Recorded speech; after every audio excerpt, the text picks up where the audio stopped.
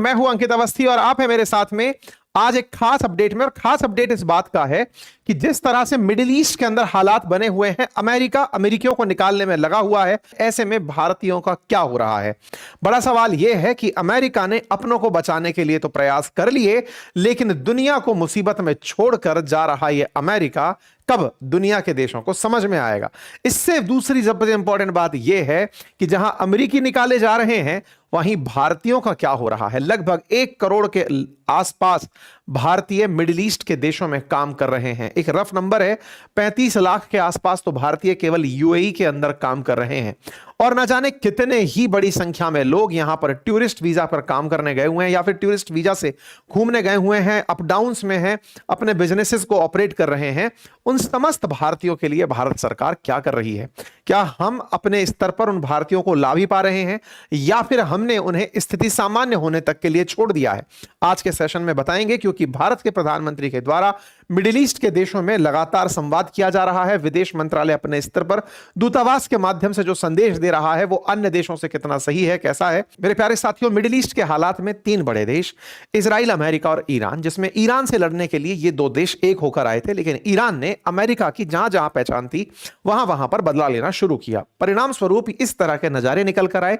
चाहे यूएई हो, सऊदी अरब हो, इराक हो, इजराइल हो, हर जगह मंजर कुछ इस प्रकार का था। सऊदी अरब में यूएस की एम्बेसी को टारगेट किया गया, दुबई के अंदर, कुवैत के अंदर कॉन्सुलेट और एम्बेसी को टारगेट किया गया। और इस तरह के जो वॉर के नजारे हैं वो अमेरिकी बेसिस पर दिखाई देने लगे। नंबर निकल कर आया इंजर्ड की संख्या और मरने वालों की संख्या का। पता चला कि वॉर में तो लीन थे डायरेक्ट इजराइल और ईरान, लेकिन अमेरिकियों के चलते इन मिडिल ईस्ट के जीसीसी कंट्रीज को, साथ ही साथ में इराक को, जॉर्डन को, इन सभी देशों को कुछ ना कुछ भुगतना पड़ रहा है। और इन सभी के अंदर घायलों की संख्या लगातार बढ़ रही है। अमेरिकियों ने ईरान के 17 जहाज तबाह कर दिए। इनमें एक पनडुब्बी भी शामिल है, ऐसा उनका कहना है। 50,000 से ज्यादा इस ऑपरेशन में अमेरिकी सैनिक लगे हुए हैं। 200 फाइटर जेट, 2 एयरक्राफ्ट कैरियर और बम गिराने वाले विमान, इन सब चीजों को अंजाम दे रहे हैं। दोनों अपने अपने तरफ से लॉसेस के दावे कर रहे हैं, लेकिन इन सभी के बीच में 6 अमेरिकी सैनिकों की मौत होना भी सुनने में आता है।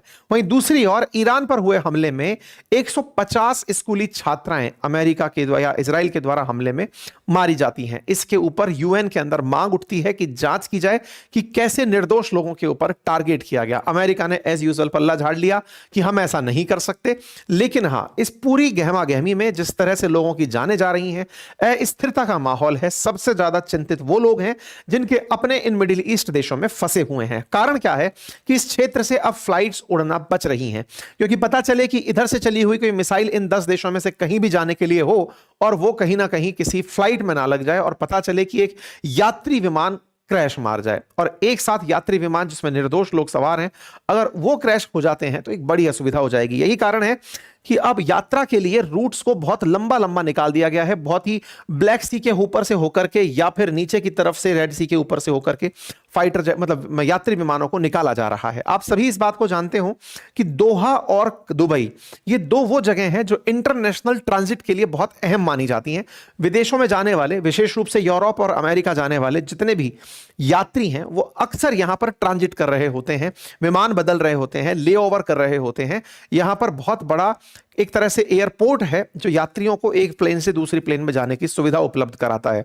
लेकिन फिलहाल इन हमलों के चलते बहुत से यात्री वहीं पर फंसे रह गए हैं। अमेरिका अपनों को निकालने के लिए आदेश दे चुका है। अमेरिका का कहना है कि Bahrain, Egypt, Iran, Iraq, Israel या फिर West Bank, Gaza, Jordan, Kuwait, Lebanon, Oman, Qatar, Saudi Arabia, Syria, UAE, Yemen, जहां भी हो वहां से निकल लो। हमने आपको डिटेल दे दी है। इनमें फंसे हो तो हमारे स्टेप्स को फॉलो करो। अमेरिका के जो विदेश मंत्री हैं उन्होंने बाकायदा अपनी तरफ से एक पूरी वेबसाइट बताई, स्टेप्स बताए, फोन नंबर बताए और कहा कि आप तो बस इन्हें फुल कर दो, हम आपको निकाल लेंगे। और इसके लिए बाकायदा charter plane free of cost arrange किए गए हैं। अमेरिका ने अपने लोगों को निकालने के लिए जो व्यवस्था की है, दुनिया के देश के लोग यही पूछ रहे हैं कि भाई तुम अपनों को तो निकाल लिए, दुनिया को फंसा करके औरों की क्या व्यवस्था है? 9,000 से अधिक अमेरिकी सिटीजन्स को निकालने का दावा किया जा रहा है। डोनाल्ड ट्रंप ने इस बारे में कहा कि 9,000 से ज्यादा लोग अभी तक सेफली लौट लिए हैं। बाकायदा यह बताया कि डिपार्टमेंट के ऊपर, मतलब स्टेट डिपार्टमेंट के ऊपर स्टेप step.state.gov जाकर के आप भरिए और वहां पर अपने फॉर्म भरने के बाद हम अमेरिकी नागरिकों को वहां से वापस ले आएंगे। एक बड़ा सवाल बनता है कि क्या अमेरिका इस माध्यम से भी दुनिया के और देशों को छोटा दिखाने का प्रयास कर रहा है कि देखो पहले युद्ध भी हम करते हैं, लोगों को मरवाते भी हम हैं, जब रिटेलिएशन होता है तो हम अपनों को निकाल लेते हैं, बाकी सब अपनी अपनी देखें। क्या अमेरिका अपने आप को इस तरह दिखाना चाहता है कि देखो हम कितने ग्रेट हैं, हमारी ग्रेटनेस यह है कि हम अपनों को कहीं से भी निकाल सकते हैं लेकिन कोई और देश अपनी खुद समेटे? यह स्थिति जो अमेरिका ने बनाई है, इस स्थिति में भारत जैसे देश जिनके बहुत सारे कामगार मिडिल ईस्ट के देशों के अंदर काम करने गए हुए हैं, वो लो इनकम कैटेगरी, मध्यम आय वर्ग के लोग जो कि अपनी आजीविका के लिए मिडिल ईस्ट पर निर्भर हैं, जो यहां से लेबर बनकर काम करने गए हैं सरकारी प्रयासों से, चाहे फिर वो इजराइल गए हो चाहे गल्फ गए हो, उन सभी को अब उनके परिवारजन बड़े ही चिंतित होकर के याद कर रहे हैं। एक सबसे जरूरी बात और वो ये कि एक छोटा सा कार्य जो हम अक्सर आपसे रिक्वेस्ट करते हैं वो है चैनल को सब्सक्राइब करने का। मेरे प्यारे साथियों, जहां आप मुझे सुन रहे हैं उसके नीचे एक सब्सक्राइब का बटन दिया हुआ है जिसे दबाने में कोई खर्च नहीं आता, आपका समय लगता है 2 सेकंड का, लेकिन आपकी ये 2 सेकंड की कीमत हमारे लिए हौसला बनती है।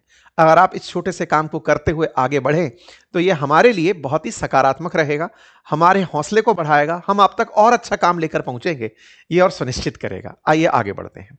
हमारे पास भी बहुत से लोगों के संदेश हैं, बहुत से मैसेजेस हैं। कई परिवार जो फंसे हैं मिडिल ईस्ट में, उनके हमारे पास वीडियो संदेश हैं।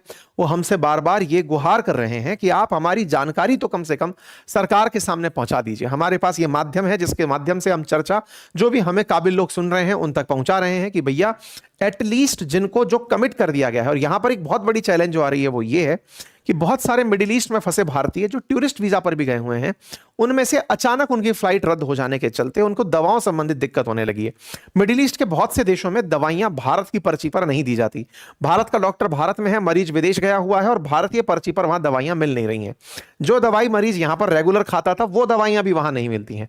मिडिल ईस्ट में दवाइयों का सिलसिला बहुत टाइट होता है, मतलब ऐसे नहीं है कि आप विंडो शॉपिंग करके चले आए कि आप जाइए और ये दवाई मांग ली और मिल गई। वहां पर बहुत ज्यादा सख्ती से प्रेस्क्रिप्शन को फॉलो किया जाता है। आपकी जो दवाइयां रेगुलर चल रही हैं, जो सॉल्ट आपकी बॉडी को सूट कर रहे हैं, वो वहां मिल नहीं रहे हैं। बड़ी मात्रा में ऐसे वीडियो संदेश हम तक पहुंच रहे हैं।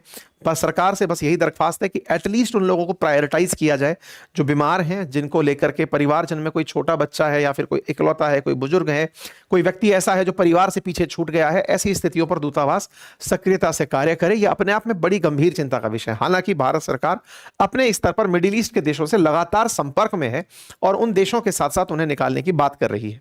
ऐसे ही फ्रांसीसी 4 लाख के आसपास है जो यहां पर फंसे बताए गए हैं। लगभग 1 लाख के आसपास ब्रिटिशर्स हैं।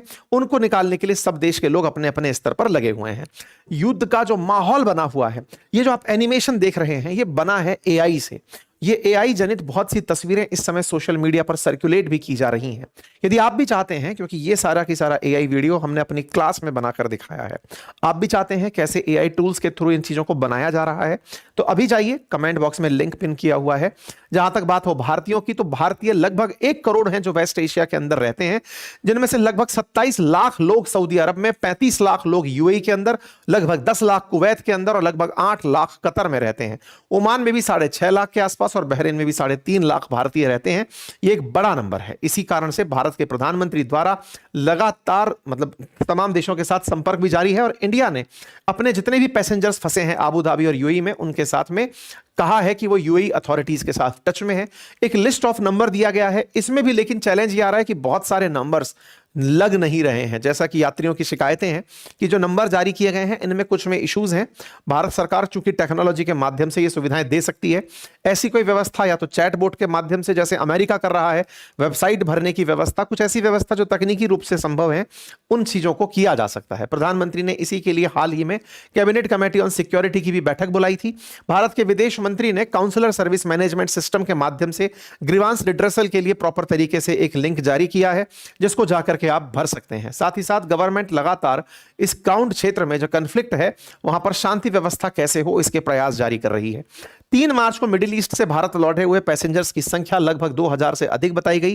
कहा गया कि एयर इंडिया, अमीरात ये तमाम वो फ्लाइट सर्विसेज हैं जो दुबई से भारतीयों को लेकर के या यूएई से भारतीयों को लेकर लौटी हैं। हालांकि बड़ी संख्या में लोग यहां पर हैं। ये तो संभव नहीं कि जो लोग वहां काम करने गए हैं उन सभी कामगारों को भारत वापस ले आया जाए, क्योंकि वो लोग वर्क वीजा पर वहां पर हैं, परमानेंट उनकी सेफ्टी की व्यवस्था भी है। लेकिन जो टूरिस्ट वीजा पर गए हैं, जिनके टिकट्स ऑलरेडी हो रखे थे, जिनका आना तय था, उन्हें अचानक जैसे ही शेड्यूल कर दिया गया, उन्हें वापस ला करके भारत सरकार बड़ी राहत पहुंचा सकती है। दो तरह के लोग फंसे हैं, एक वो जो कि काम के लिए वहां गए हैं, उनके पास वहां की सारी रहन सहन की इंतजामात हैं, व्यवस्थाएं हैं, सरकार भी काफी कोऑपरेट कर रही है। लेकिन जो लोग जिनका टिकट था, मान लीजिए किसी का परसों आने का था, अब उसे अगले 10 दिन का समय दे दिया गया है, और 10 दिन का समय दिया गया है, इस बीच में ना तो उनके पास होटल की व्यवस्था हो पा रही है, लंबी लाइन लगी हुई है, ना खाने पीने की व्यवस्था है, दवाओं से वंचित होना पड़ रहा है, या फिर कोई किसी इमरजेंसी काम में किसी तरह से फंसा हुआ है। भारत सरकार इन्हें प्रायोरिटाइज कर सकती है। और हां, अगर भारत सरकार को लगता है कि स्थिति गंभीर हो सकती है, तो फंसे हुए जो समस्त भारतीय यहां पर कामगार हैं जो आना चाहते हैं, फिर उनके लिए भी मदद के द्वार खोले जाएं। हालांकि भारत सरकार ने ऐसा रशिया यूक्रेन के केस में भी किया था, फंसे हुए भारतीयों को निकाला था। ऐसे बहुत सारे अफ्रीकी देशों में जब भी संकट उत्पन्न हुआ है, तब भी भारतीयों को निकालने के प्रयास किए गए हैं। लेकिन एक बड़ी बात है कि भारत अपने स्तर पर लगातार इन भारतीयों को जो काम करने गए हैं, इन्हें वहां कैसे सुरक्षा दिला पाता है, यह अपने आप में एक चैलेंजिंग टास्क है। जितनी देशों की आबादी नहीं है, उससे ज्यादा तो लोग हमारे विदेशों में गए हुए हैं। जहां ओमान, कतर, इन सब देशों की आबादी, हमारे भारतीय इतने ज्यादा हैं वहां पर, इनकी आबादी कम है इन देशों की। 1 करोड़ तो यूएई की आबादी है, और 1 करोड़ भारतीय वहां पर हैं, तो ये 35 लाख भारतीय वहां पर हैं। तो ये अपने आप में ऐसे नंबर हैं कि दर्शाते हैं कि भारत के लोग बहुत ज्यादा भारत से बाहर हैं। भारत सरकार चाहिए कि उन दूतावासों पर बहुत सक्रियता से अपने लोगों के अंदर विश्वास बहाली करे, लगातार व्यवस्थाएं रखें। एक चीज चलो चुनौतीपूर्ण और निकल कर आई है कि जहाज के रास्ते जो भी, मतलब स्ट्रेट ऑफ हॉर्मुज के रास्ते जो लोग आ रहे थे, उनको भी टारगेट किया जा रहा है। बहुत सारे जहाजों पर हाल ही में हमले रिपोर्ट किए गए हैं। इसके चलते भारतीय झंडे वाले 37 जहाज और लगभग 1100 भारतीय नाविक अभी भी ओमान की खाड़ी में फंसे हुए हैं, क्योंकि जहाज बीच में ही रोक दिए गए हैं। ये सारी चुनौतीपूर्ण स्थितियां हैं। भारत सरकार प्रयास करके तमाम उन लोगों को जो भी हमारे बाहर रहते हैं, उन्हें सुनिश्चित करे कि वो सुरक्षित हैं, और भारत सरकार उनका ख्याल रख रही है। बाकी आप लोग इस विषय पर क्या सोचते हैं, अपनी राय जरूर कमेंट बॉक्स में बताएं। बाकी हमारे कोर्सेज के लिए हमने लिंक कमेंट बॉक्स में पिन किए हुए हैं। Thank you so much.